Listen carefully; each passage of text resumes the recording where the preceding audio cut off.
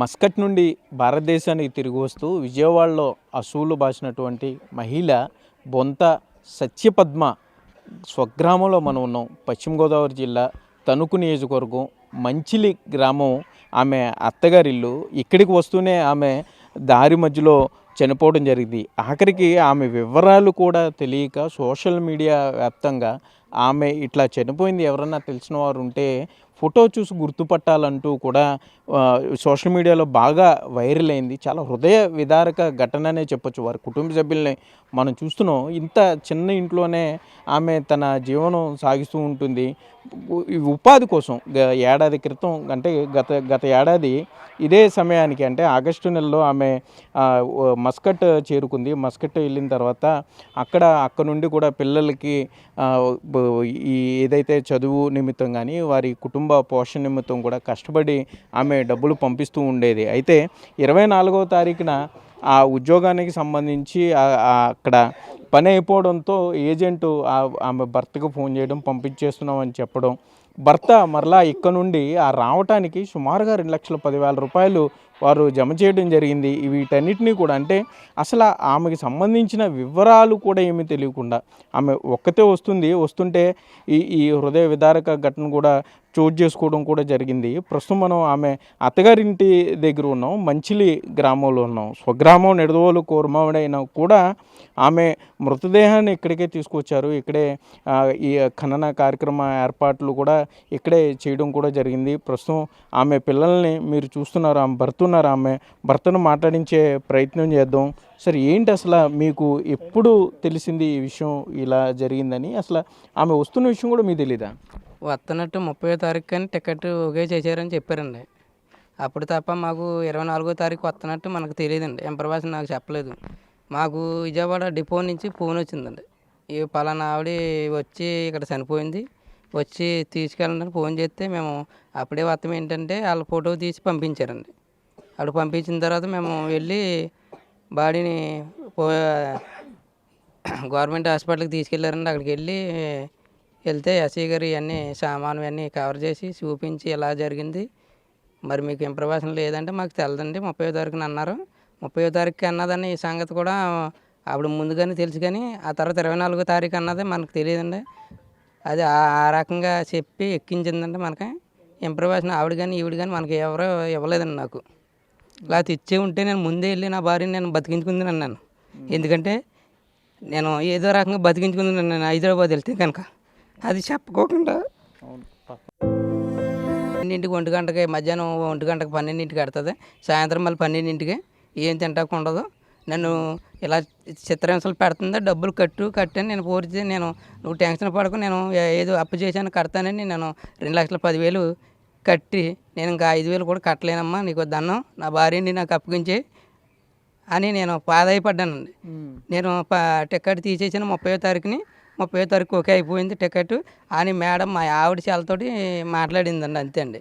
ఆవిడ సెలతోటి కూడా మాట్లాడదు, ఆవిడ నెంబర్ మనకు అవ్వదు. కానీ ఇక్కడ ఒక ఏజెంటు ఇక్కడ నుంచి పంపించిన ఏజెంట్ కూడా ఉందండి. అదండి నేను. సరే, మీరు డబ్బులు కట్టారు, ఆవిడకి పంపించారు. ఆ మధ్యలో ఉన్న మేడం అనే ఆవిడకి మీరు 2,10,000 సుమారుగా పంపించారు. పంపిస్తేనే ఈవిడ్ని ఇండియా రావడానికి వాళ్ళు చేశారు. పోనీ అక్కడ ఫ్లైట్ ఎక్కించినప్పుడన్నా మీ భార్యని పంపిస్తున్నాం, పలానా ఫ్లైట్ ఎక్కించాం, హైదరాబాద్లో పలానా టైంకి వస్తుంది, రిసీవ్ చేసుకోండి అని ఏమైనా చెప్పారా? డబ్బులు చెప్పలేదండి. అలాగే ఎప్పుడు చెప్పలేదండి. మాది 30వ తారీఖున అన్నారు. 30వ తారీఖు కోసం నేను వెయిట్ చేస్తూ ఉన్నానండి. అంతే అండి. 30వ తారీఖు వెళ్దాము, వస్తుంది అని తీసుకొద్దామని నేను ప్రిపేర్ అయి ఉన్నానండి. కానీ అలా 24కే శవం వచ్చి నాకు బస్ డిపోల నుంచి ఫోన్ వస్తేనే కానీ నాకు ఆ విషయం తెలియదండి, చచ్చిపోయినట్టు. కాదండి, అలా జరిగింది. నేను ముందే వెళ్తుంటే కనుక నేను ఏదో రకంగా బతికించుకుందానండి నా భార్యని. నేను హైదరాబాద్ వెళ్ళిపోతానండి. ఏ రకంగా నేను వెళ్ళి నేను తెచ్చుకుని నేను బతికించుకుందానండి. ఆ ఇన్ఫర్మేషన్ నాకు చెప్పలేదండి. ఎప్పుడండి అసలు ఆవిడ ఎప్పుడు మస్కట్ వెళ్ళింది? సుమారు ఎంతకాలం పనిచేసింది ఆవిడ? మొత్తం ఇక్కడి నుంచి బయలుదేరుతాం సంవత్సరం అయిందండి. ఇదే నెలలో ఇదే తారీఖున వెళ్ళిందండి. మొన్న 24వ తారీఖుకి ఎక్కించామండి. అదండి, అలా జరిగింది. మళ్ళీ ఆ తారీఖు వచ్చినాడికి శవమై మా ఇంటికి శవమై వచ్చిందండి. ఎవరు ఫోన్ చేశారు మీకు? అంటే ఇప్పుడు ఫేస్బుక్లో వాటిలో చాలా వైరల్ అయింది ఫోటో, ఆవిడ ఎవరో తెలియట్లేదు, ఎవరికైనా తెలిస్తే చూడండి ఎట్లా? బస్ డిపో వాళ్ళు ఫోన్ చేశారండి. ఆ బస్ డిపో వాళ్ళు ఫోన్ చేస్తే మేము వెళ్ళాం. ఆ తర్వాత ఎస్ఐ గారు కూడా ఆ నెంబర్ తీసుకుని ఎస్ఐ గారు ఫోన్ చేశారండి. వెళ్ళాం. వెళ్ళి ఆ శవాన్ని మాచిరిలో ఉంటే సోతకు తీసుకెళ్ళారు. చూసామండి. చూసిన తర్వాత మలనాడు పోస్ట్ మార్టం అని చేసి బాడీ ఇచ్చారండి. అది ఆవిడ బాగా టెన్షన్ పడిపోయి ఆటో కంప్లైంట్ వచ్చి చనిపోయింది. అంటే గతంలో ఏమన్నా ఈ ఆరోగ్యపరమైన ఇబ్బందులు ఏమైనా ఉన్నాయా? కొద్దిగా ఉన్నదండి. ఆరోగ్యం అంటే అంత క్షీణించిపోయి చచ్చిపోయి అంత ఆరోగ్యం ఏం కాదండి. మామూలుగానే కిటికీలు కానీ మంచి స్ట్రాంగ్గానే ఉండే మనిషి అండి ఆవిడ. కొన్నాళ్ళు బాగానే పని చేసుకుందండి. నేను హెల్త్ ప్రాబ్లంగా ట్యాబ్లెట్లు కూడా ఇచ్చేవాడిని. నేను అన్నీ మేనేజ్ చేసుకుంటాను, నువ్వేమి కంగారు పడవలసిన వద్దని చెప్పిందండి మేడం. మెడికల్ కూడా అన్నపెట్టి అవుతుందేమో మేడము ఇలాంటి పరిస్థితి అని నేను చెప్పానండి. చెప్పుకోకుండా ఏం పంపలేదండి. చెప్పే పంపించాను, నేను సరి చేసుకుంటాను, నీకు ఎందుకు నువ్వు పంపించని ఫోర్స్ చేస్తేనే నేను పంపానండి.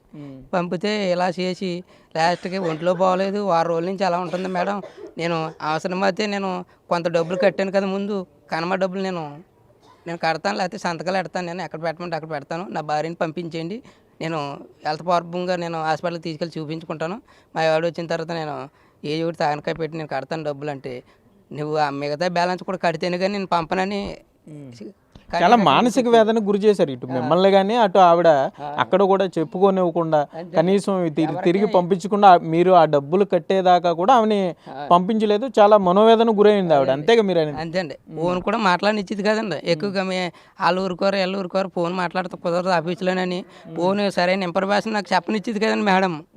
అదండి. చివరిసారిగా ఎప్పుడు మాట్లాడారు మీరు?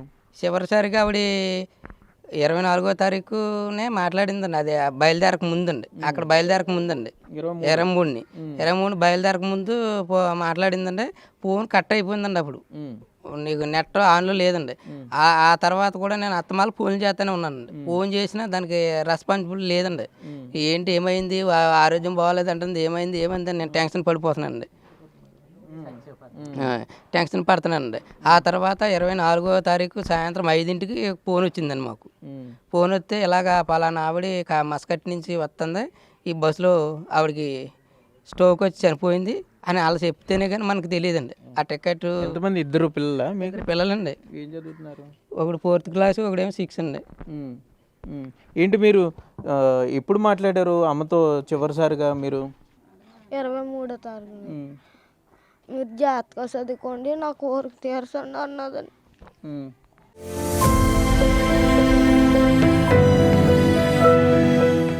బాగా చదువుకోమని చెప్పిందా? అలర్ట్ చేయొద్దని చెప్పిందా? ఎక్కడ, ఏ హాస్టల్లో? పాలకొల్లు గురుకుల పాఠశాల. అక్కడ చదువుతున్నావా? ఏ క్లాసు? 6th class. ఏమన్నా తెమ్మని చెప్పావా అమ్మకి మరి వచ్చేటప్పుడు? వస్తున్నా అని చెప్పిందా? నాకు బట్టలు తేమ్మ అన్నానండి. ఇంకా మీకు చాలా తెస్తాను, బూట్లు కట్టాను అన్నదండి. అన్నీ తెచ్చిందండి. ఇప్పుడు రెగ్యులర్గా మాట్లాడుతూ ఉండేవాడు నువ్వు? రోజు మాట్లాడుతావు, వారానికి ఒకసారా? రోజు మాట్లాడి ఉన్నాడు. ఏమన్నా చెప్పిందా? ఏమన్నా జ్వరంగా ఉంటుంది, బాగోట్లేదు, అట్లా ఏమన్నా చెప్పిందా నీతో? అసలు చెప్పేది కాదండి. ఓకే, బయలుదేరే ముందు చెప్పింది వస్తున్నా, అన్ని బొమ్మలు తెస్తా అని చెప్పిందా? బూట్లు గట్ట తెస్తాను, ట్యాబ్ గట్ట తెస్తాను మీకు అన్నదండి. నువ్వేం చదువుతున్నావు? 4th class. నువ్వు ఆ రోజు మాట్లాడావా? ఏమంతమన్నావు అమ్మని? బట్టలు ట్యాబ్. ఏం చెప్పింది అమ్మ నీతో? అమ్మ ఏం చెప్పింది? బాగా చదువుకోమని చెప్పిందా? నీ పేరేంటి చెప్పు? జశ్వంత. నువ్వు 4th?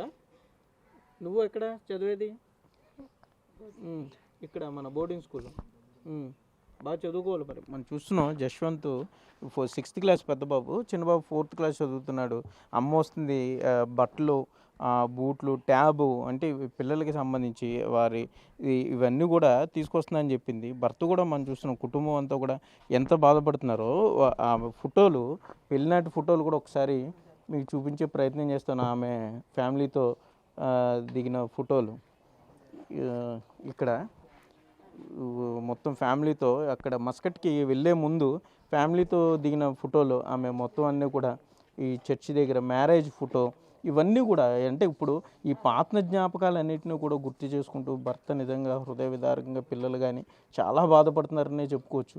ఎందుకంటే ఎంత దారుణ పరిస్థితుల్లో కనీసం మనిషి తోడు కూడా లేకుండా ఆమె ప్రయాణంలో ఉండగానే ప్రాణాలు కోల్పోవటం, అసలు ఆమె వివరాలు తెలియక మరలా దాన్ని సోషల్ మీడియాలో పోస్ట్ చేసి సోషల్ మీడియా దీనివల్ల కానీ పోలీసులు కొంత చొరవ తీసుకోవడం వల్ల మరలా ఆమె ఇక్కడికి రావటం అంటే ఆమె మృతదేహాన్ని అక్కడ ప్రభుత్వ ఆసుపత్రిలో ఉంచి కుటుంబ సభ్యులకి సమాచారం కూడా చేరవేశారని చెప్పుకోవచ్చు. మనం చూసిన చిన్న ఇల్లు ఆవిడది.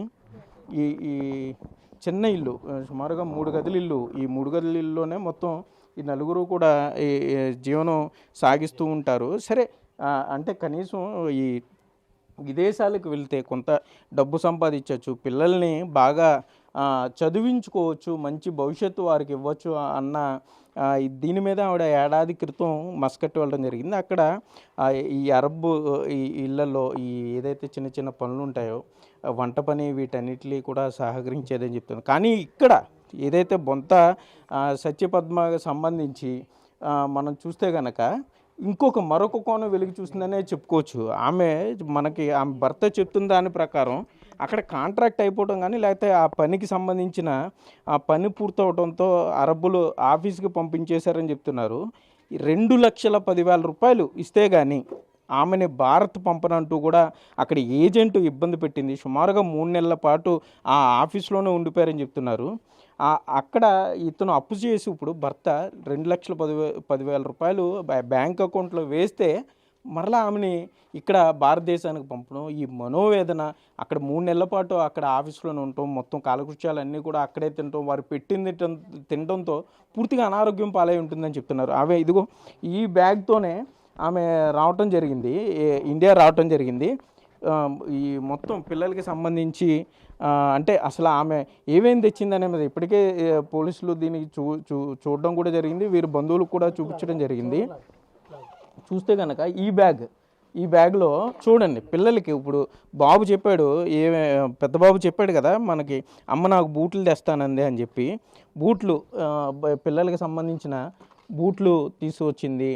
పిల్లలకి ఈ మంచి షూ తీసుకొచ్చింది ఆవిడ. ఎందుకంటే ఇప్పుడు ఆవిడ అంత దూరం వెళ్ళి కష్టపడిందే పిల్లల గురించి కదా. చూడండి మంచి షూ, ఇప్పుడు తను చెప్పాడు నాకు ఇవన్నీ తెస్తానందే బట్టలు, ఇంకా ఆవిడకి సంబంధించిన మిగిలినవన్నీ కూడా ఉన్నాయనే చెప్పుకోవచ్చు. అంటే అంత సుదూరం వెళ్ళింది, పిల్లల గురించి వెళ్ళింది, తను వస్తుంది కాబట్టి ఇవన్నీ చెప్పడం కూడా జరిగింది, తెస్తున్నానని చెప్పడం కూడా జరిగింది. కాబట్టి ఇవన్నీ కూడా ఈ చాక్లెట్ల ప్యాకెట్ పిల్లల గురించి, అంటే మామూలుగా ఎవరు విదేశాలకు వెళ్ళినా కూడా చాక్లెట్లు ఎక్కువగా చాక్లెట్లు తీసుకొస్తుంటారు. మన బంధువులు ఎవరు వెళ్ళినా కూడా ఈ దుబాయ్కి సంబంధించి మస్కట్కి సంబంధించిన చాక్లెట్ల ప్యాకెట్లు తెచ్చింది పిల్లల గురించి. ఇవన్నీ కూడా చూడండి సుమారుగా 2-3 ప్యాకెట్లు ఇవన్నీ కూడా పిల్లల గురించి ఆవిడ తీసుకొచ్చింది. అంటే ఆవిడ ఎంత ప్రేమ, ఇంటికి రావాలి, ఇవన్నీ కూడా ఈ సూట్ కేసు ఇప్పుడు అన్నీ బాగుంటే ఆవిడ పిల్లల ముందు ఓపెన్ చేసేది. ఈ సూట్ కేసు ఓపెన్ చేసి ఒక పండగలాగా వీళ్ళంతా చాలా ఆనందంగా దీన్ని ఓపెన్ చేసి ఇదంతా షేర్ చేసుకునేవాళ్ళు. కానీ ఇప్పుడు పరిస్థితి చూస్తే అంటే టైము ఏ విధంగా మారిపోయింది అనేది, ఆవిడ హైదరాబాద్లో ఫ్లైట్ దిగిన తర్వాత మరలా ఆవిడ బస్సు ఎక్కి ప్రయాణం చేయడం, అంటే ఒక సర్ప్రైజ్ ఇద్దామని ఆవిడ అనుకుని ఉంటుంది, నేను అనుకోవటం. సో ఇంటికి సడన్గా వచ్చి తలుపు కొట్టి పిల్లలకి సర్ప్రైజ్ ఇవ్వచ్చు అనుకుని, కానీ విధి నిజంగా ఎంత విచిత్రమైనదంటే బస్సులో ఉండగానే ఆమె కనీసం ఆమెకి తెలియకుండానే నిద్రలోనే ఆమె ప్రాణాలు పోవటం కానీ, ఈ చాక్లెట్లు కానీ, ఈ ఆడపిల్లలకి సంబంధించి ఈ క్లిప్లు, బట్టలు తీసుకొచ్చింది, పెర్ఫ్యూమ్ బాటిల్, షూ, బట్టలు. ఇప్పుడు బాబు చెప్పాడు ఇది అమ్మ నాకు ట్యాబ్ తీసుకొస్తానంది అని చెప్పి, ట్యాబ్ అంటే బాగా చదువుకోవాలి వీడు, వృద్ధిలోకి రావాలి. ఎందుకంటే ఇప్పుడు అందరు పిల్లలు కూడా ఫోన్స్ వాడేస్తున్నారు, మొత్తం అంతా టెక్నాలజీ ఇదైపోయింది. కాబట్టి తన పిల్లలు కూడా బాగా చదువుకోవాలి, తన పిల్లలు కూడా ఎవరికన్నా కూడా తక్కువగా ఉండకూడదు. అంటే ప్రతి తల్లి కోరుకునేది అదే, అందరికన్నా మంచిగా ఉండాలి పిల్లలు అనేది ప్రతి తల్లి కోరుకునేదే. ఇంకా ఈ రకరకాల ఈ పెర్ఫ్యూమ్స్ కానీ, పిల్లలకి సంబంధించిన వస్తువులు కానీ, వాచ్, ఇదిగో ఇదే పెట్టిలో చూడండి వాచ్ కూడా తీసుకొచ్చింది ఆమె. అంటే వాచ్, ట్యాబు, షూసు అంటే అన్నీ బాగుంటే ఈ దీనికి సంబంధించి వీళ్ళంతా ఇప్పుడు ఇక్కడ మీరు చూసేవారు వీళ్ళందరూ కూడా కూర్చుంటే ఆవిడ ఓపెన్ చేసేది ఈ బాక్స్. పద్మ ఏమండి అంతేనా? ఆవిడ వచ్చి ఇదంతా ఓపెన్ చేసేది ఈ వాచ్ నీకు, లేకపోతే ఈ బ్యాగ్ వీళ్ళకి, చాక్లెట్లు చుట్టుపక్కల వాళ్ళకి. అంతే అండి అవన్నీ చెప్పిందండి. చుట్టుపక్కల వాళ్ళకి వీటికి పెట్టుకోవడానికి కొన్ని, ఇవ్వడానికి కొన్ని అవన్నీ తెచ్చుకుంటున్నాను. అంటే నీకు ఒంట్లో నీరసంగా ఉన్నప్పుడు ఇవన్నీ ఎందుకు కొంటాం, ఆ డబ్బులు పెట్టుకుని వచ్చేస్తే నేను ఏదో హాస్పిటల్కి తీసుకెళ్తాను ఎమర్జెన్సీగాను, నీకు ఆరోగ్యం బాగోలేదు కదంటే ఏముందిలే నేను ఎలాగో వచ్చాను కాబట్టి నేను పిల్లలకి ఏమి తేకపోతే నా పిల్లలు అందరికి లేగానే సంతోషంతో ఉండాలి ఇవన్నీ వేసుకుని అని చాలా సంబరపడేదండి. చాలా ఆనందంతో ఉండేది. కానీ అలాది ఆనందం శాశ్వతం లేకుండా వెళ్ళిపోయింది. చెప్పిందా అమ్మ నీకు ఇవన్నీ తెస్తున్నా అని చెప్పిందా? చూసావా ఇవన్నీ తెస్తున్నా అని చెప్పిందా నీకు? తెస్తానన్నా ముందే చెప్పింది నీకు ట్యాబు, ఇవన్నీ, వాచ్ అన్నీ తీసుకొస్తున్నాను, బూట్లు, బట్టలు అన్నీ నువ్వు అడిగినవన్నీ ఉన్నాయి. చూసావు ఇందులో? మరి ఏం చెప్పింది అమ్మ నీకు ఫోన్లో? ఇది బట్టలు అవన్నీ కొనుక్కు తెస్తాను నీకు, మీరు బాగా చదువుకోవాలని చెప్పింది. నువ్వు అది గుర్తుపెట్టుకో. నువ్వు అది బాగా గుర్తుపెట్టుకోవాలి. ఇప్పుడు ఎన్ని ట్యాబ్ తెచ్చినా కూడా, ఈ వాచ్, ఈ షూస్ తెచ్చినా కూడా ఎందుకు మీకు? మీరు అందరితో పాటు మిగతా పిల్లల కన్నా కూడా బాగుండాలనే కదా. మరి బాగా చదువుకోవాలి మీరు. అమ్మ మీ గురించి ఏదైతే అంత దూరం వెళ్ళి ఇవన్నీ తీసుకొచ్చిందో, సరేనా? తమ్ముడు కూడా జాగ్రత్త చూసుకోవాలి. తమ్ముడి క్లాసు 4th క్లాస్. సరే, మనం చూస్తున్నాం ఇక్కడ అంటే తను బాగా కలుపుగోలుగా ఉండేదని కూడా చెప్తున్నారు చుట్టుపక్కల వాళ్ళు, పక్కన ఉండేవాళ్ళు. కానీ అసలు ఈ సూట్ కేసుకి సంబంధించి కానీ ఆమెకు సంబంధించి ఇప్పుడు పద్మ ఇక్కడ ఆవిడ సడన్గా ఇక్కడికి వచ్చి ఉంటే సర్ప్రైజ్ కింద ఇవన్నీ కూడా పిల్లలకి చూపించి పిల్లల ముఖంలో ఆనందం చూడాలి అనే దాంతోనే ఆమె బయలుదేరి ఉంటుంది. కానీ చాలా విచిత్రంగా అసలు అనుకోని సంఘటన, బస్సులో ప్రాణాలు వదలటం. మరలా ఆమె వివరాల కోసం అక్కడ సంబంధించిన పోలీసులు ఇది కానీ ఈలోపు సోషల్ మీడియాలో విస్తృతంగా ప్రచారం జరగటం. నిడదవోలు కోరమామిడి ఆమె పుట్టిల్లు. ప్రస్తుతం మనం ఉన్నది మంచిలి గ్రామం, తణుకు నియోజకవర్గం, పశ్చిమ గోదావరి జిల్లాలో. ఇక్కడికే ఆమె మృతదేహాన్ని తీసుకొచ్చి కర్ణం కూడా చేయటం జరిగింది. మరి దీనికి సంబంధించి అంటే ఇప్పుడు వరకు అందరూ కూడా గుర్తు తెలియటం లేదు అన్న దీని మీద మాట్లాడుతున్నారు. కానీ సోషల్ మీడియాలో మహిళ తన పిల్లల గురించి, తన కుటుంబ పోషణ గురించి మస్కట్ అంత దూరం వెళ్ళి కష్టపడి పనిచేసి మరలా అక్కడ చాలా ఇబ్బందులు పడుతూ ఆమె భారతదేశానికి రావాలంటే, తిరిగి తన పిల్లల్ని చూడాలంటే, భర్త దగ్గరికి, తల్లిదండ్రుల దగ్గరికి, అత్తమామల దగ్గరికి రావాలంటే 2,10,000 రూపాయలు కట్టించుకున్న ఆ ఏజెంట్ పరిస్థితి ఏంటి? ఇప్పుడు ఆమె భర్త కూడా చెప్తున్నాడు, డబ్బులు వేస్తే కానీ భారతదేశం పంపమంటూ. ఈయన డబ్బులు చూసుకోవడానికి సుమారుగా 2 నెలల సమయం పడితే, 2 నెలల పైగానే పడితే అన్నాళ్ళ పాటు అక్కడ మస్కట్లోని ఆఫీసు, అదే ఆఫీసులో ఆమెను అక్కడ నిర్బంధించి ఉంచారనే చెప్పుకోవచ్చు. డబ్బులు కడితే తప్ప పంపమని చెప్పారంటే ఎంత దారుణమైన పరిస్థితులు ఉన్నాయి. మరి వీటికి ఎవరు సమాధానం చెప్తారు? అధికారులు ఇప్పుడు ఏ విధంగా సమాధానం చెప్తారు? ఎందుకంటే తల్లి గురించి ఎదురు చూస్తున్న ఈ పిల్లలకి ఎవరు సమాధానం చెప్తారు? 2,10,000 రూపాయలు కట్టిన తర్వాత కూడా తన భార్యను ప్రాణాలతో చూడలేకపోయినటువంటి భర్త పరిస్థితి ఏంటి? ఇప్పుడు ఆ మస్కట్లో ఉన్న మేడము ఏం చెప్పుద్ది? ఎవరికి సమాధానం చెప్పుద్ది? ఈ డబ్బులకు సంబంధించే కానీ, లేకపోతే ఇంచుమించు వీరందరినీ ఒక 2-3 నెలల పాటు మానసిక వేదనకి గురి చేసి ఆమె తినకుండా పద్మకి సంబంధించి ప్రాణాలు కోల్పోయే పరిస్థితికి తీసుకువచ్చారంటే దీనికి ఎవరు బాధ్యత? ఎవరు సమాధానం చెప్తారు? వారి భర్తని చివరిగా అడుగుదాం. ఏమంటే ఏంటి అసలు మీరు ఏం డిమాండ్ చేస్తారు? ఇవన్నీ మీకు తెలుసు, మీరు బాధలో ఉన్నారు. అయినా కూడా ఏంటి ఇప్పుడు ఆ మేడం కానీ వీరందరి మీద మీరు ఎటువంటి చర్యలకి మీరు కోరుకుంటారు? కేసు వేయాలని మెయిన్. ఎందుకంటే మా ఆవిడ లాంటి వాళ్ళు బోల్డ్ మంది ఉన్నారండి ఆఫీసుల్లో. ఇలాంటి వాళ్ళందరినీ, మగవాళ్ళని ఇబ్బంది పెట్టి, వాళ్ళ కుటుంబాలను ఇబ్బంది పెట్టి నాశనం చేసి ప్రాణాలు కోల్పోయిన వాళ్ళు చాలామంది ఉన్నారు. అలాంటిది దాన్ని కేసు వేసి దానికి శిక్ష పడేటట్టు చేయాలండి. అది నేను అప్పు చేసి నేను 2,50,000 2,10,000 రూపాయలు నేను క్యాష్ కట్టానండి. క్యాష్ పంపించానండి నేను. అవన్నీ గ్రూపులు అన్నీ ఉన్నాయండి. ఇందాక అడిగితే ఏం గ్రూపులు ఉన్నాయి ఏంటని అని అడిగి రివర్స్ అయిందండి ఆవిడ. అదే డబ్బులు వేసిన మనం అకౌంట్లోనే కదా ట్రాన్స్ఫర్ చేస్తాం. అకౌంట్లో నుండి ఒకటేమో ఫోన్ పే ద్వారా చేసినవి అన్ని అడ్రస్లు ఉన్నాయండి నా దగ్గర, అన్ని ప్రతిదీ ఉందండి. అలా చేసిందండి నా జీవితం. అది నేను ఇప్పుడు అప్పు చేసి నేను 2,10,000 రూపాయలు కట్టానండి. అది మనిషి వచ్చేస్తే నేను ఆ డబ్బుల కోసం నేను చింతించకపోదును, కానీ ఆ డబ్బులు తీసుకుని శవాన్ని అప్పగించిందండి నాకు. అది దానికోసమే ఏమైనా ప్రభుత్వం ఏదైనా చెయ్యాలంటే అలాంటి వాళ్ళని శిక్షించాలి మెయిన్. ఓకే, మనం చూస్తున్నాం ఇప్పటికే మంత్రి నారా లోకేష్ స్పందిస్తున్నారు. విదేశాల్లో మహిళలు పడే ఇబ్బందులకు సంబంధించి ఇటు కూటమి ప్రభుత్వం చాలా స్పష్టంగా మహిళలకు సంబంధించి ఆదుకుంటామని చెప్తుంది. కానీ పర్టికులర్గా ఈ ఇష్యూలో మస్కట్ వెళ్ళి అక్కడ మానసిక తీవ్ర మనోవేదన గురయ్యి భారతదేశాన్ని వస్తూ తన ఇంటికి చేరుకునేటప్పుడు మార్గమధ్యంలో అశువులు బాసినటువంటి పద్మ ఆత్మకి శాంతి కలగాలంటే తప్పనిసరిగా ఎవరైతే ఆమెను ఇబ్బంది పెట్టారో 3 నెలల పాటు ఆఫీస్లోనే ఉంచి పెట్టకుండా అసలు కనీసం ఆవిడ బాగోగులు కూడా చూడకుండా ఆరోగ్యం బాగోలేదన్నా కూడా భర్తకు కూడా ఇంటిమేషన్ కూడా లేకుండా భారతదేశం పంపించి వేశారంటే ఇంత అన్యాయాన్ని ప్రభుత్వం తప్పనిసరిగా ప్రశ్నించాలి. ప్రభాకర్ పద్మ భర్త అతను మాటలు మీరు వినే ఉంటారు. తన భార్య చనిపోయింది, కానీ తన భార్యలా ఇబ్బంది పడేవాళ్ళు అక్కడ ఆమె దగ్గర చాలామంది ఉన్నారు. ప్రభుత్వం చర్యలు తీసుకుని ఆమెని గురించి మరింత వాకప్ చేస్తే తప్పనిసరిగా మరింత మంది కాపాడగలిగే అవకాశం ఉంటుంది.